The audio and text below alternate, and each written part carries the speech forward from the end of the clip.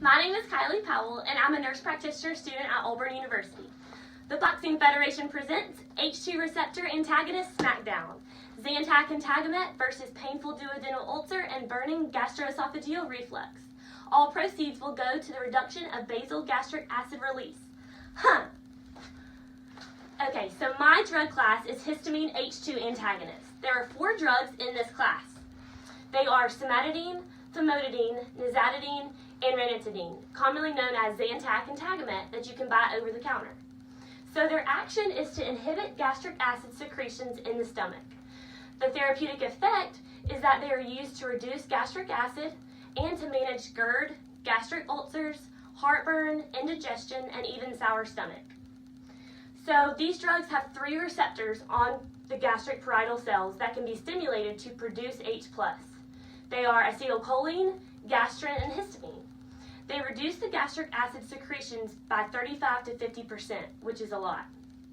They are absorbed completely from the GI tract, metabolized by the liver, and then excreted into our urine.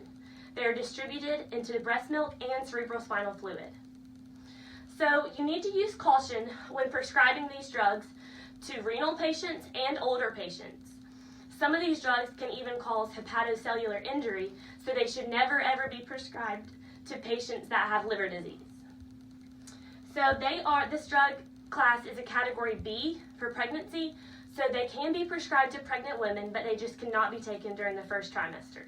They are also contraindicated in children that are less than 1 year of age due to risks for agitation.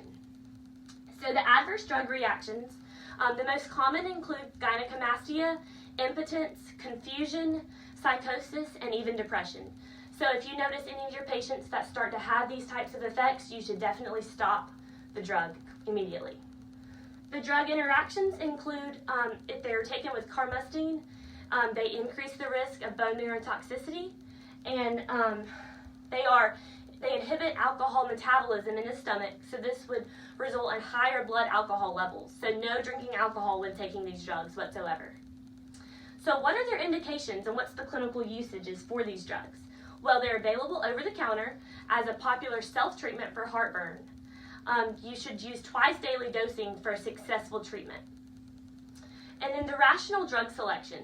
There's no specific H2 antagonist that's recommended over another. The choice is mainly just based off the cost and then the other possible drug interactions that can be associated with that drug.